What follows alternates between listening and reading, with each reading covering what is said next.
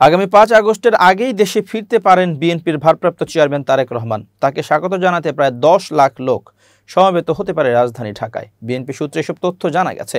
প্রধান উপদেষ্টা ডক্টর ইউনূস ও তারেক রহমানের মধ্যে বৈঠক শেষে শুক্রবার বাংলাদেশ সময় বেলা ৩:৪টার দিকে লন্ডনে পার্ক লেনের হোটেলে সাংবাদিকদের সঙ্গে আলাপকালে দলটির স্থায়ী কমিটির সদস্য আমির খসরু মাহমুদ চৌধুরী বলেন, বিএনপির ভারপ্রাপ্ত চেয়ারম্যান তারেক রহমানের দেশে ফিরতে কোনো বাধা নেই।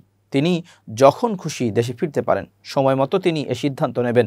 এদিকে বিএনপির নির্ভরযোগ্য সূত্র জানিয়েছে, ডক্টর ইউনূসের ফলপ্রসূ বৈঠকের পর বিএনপি শিবির উচ্ছ্বসিত।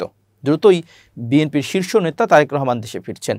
৫ আগস্টের আগেই তারেক রহমান দেশে ফিরতে পারেন, অথবা নির্বাচনী তফসিল ঘোষণার পরপরই দেশে ফিরবেন। নির্বাচনী ডামাডোলের এক উত্তাল সময়ে তিনি প্রিয় মাতৃভূমিতে ফিরে আসবেন। সেদিন তাকে স্বাগত জানাতে অন্তত ১০ লাখ লোক সমবেত হবে ঢাকায়। সারা দেশ থেকে বিএনপির হাজার হাজার নেতাকর্মীর বাঁধ ভাঙা উচ্ছ্বাস ধরে রাখাই কঠিন হবে। রাজধানী ঢাকায় এক জনারণ্যে পরিণত হয়ে যাবে। রাজনৈতিক এক মহানায়কের আগমনে উপচে পড়া সে ঢেউ সারা দেশে নির্বাচনী জোয়ারের উত্তাল তরঙ্গ সৃষ্টি করবে অনায়াসে। প্রশংসায় ভাসছেন ভারপ্রাপ্ত চেয়ারম্যান তারেক রহমান। লন্ডন বৈঠকে জাতীয় নির্বাচন সহ দেশের স্বাস্থ্য সংশ্লিষ্ট বিষয়াদি আন্তর্জাতিক খ্যাতিসম্পন্ন ব্যক্তিত্ব নোবেলজয়ী ডক্টর ইউনূসকে যথাযথভাবে বোঝাতে সক্ষম হয়েছেন তারেক রহমান। রাজনৈতিক প্রজ্ঞার স্বাক্ষর রাখায় এজন্য তিনি সামাজিক যোগাযোগ মাধ্যমে প্রশংসায় ভাসছেন। ইতিবাচক দিক তুলে ধরে অনেকে তারেক রহমানকে নিয়ে নানা স্ট্যাটাস দিচ্ছেন। শত্রুপক্ষের চরম পরাজয় রাজনৈতিক বিশ্লেষকরা মনে করেন, লন্ডন বৈঠক সফল হওয়ায় গণঅভ্যুত্থান বিরোধী সব অপশক্তি শত্রুদের চরম পরাজয় হয়েছে। একই সঙ্গে ঢাকা দক্ষিণ সিটি কর্পোরেশনে ইঞ্জিনিয়ার ইশরাক হোসেনের মেয়র পদে শপথ ইস্যু এবং কাঙ্ক্ষিত সময় নির্বাচনের তারিখ ঘোষণার দাবি নিয়ে বিএনপির সঙ্গে সরকার তথা ডক্টর ইউনূসের মধ্যে যে বৈরী অবস্থা তৈরি হয়েছিল, সেটি এখন আর নেই। এক বৈঠকেই সব উত্তাপ উবে গেছে।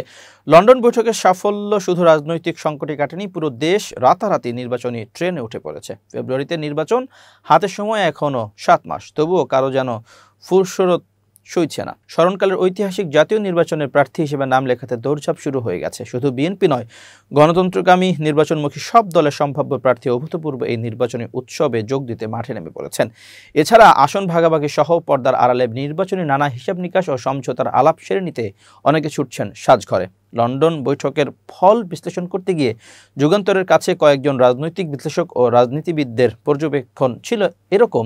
রাজনৈতিক পর্যবেক্ষক মহল মনে করেন, শুক্রবার প্রধান উপদেষ্টা ডক্টর মোহাম্মদ ইউনূস এবং বিএনপির ভারপ্রাপ্ত চেয়ারম্যান তারেক রহমানের মধ্যকার প্রথম বৈঠকেই বাজিমাত।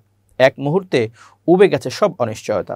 অনেকের ভাষায় একদিনে জনমনে বইছে স্বস্তির ঢেউ।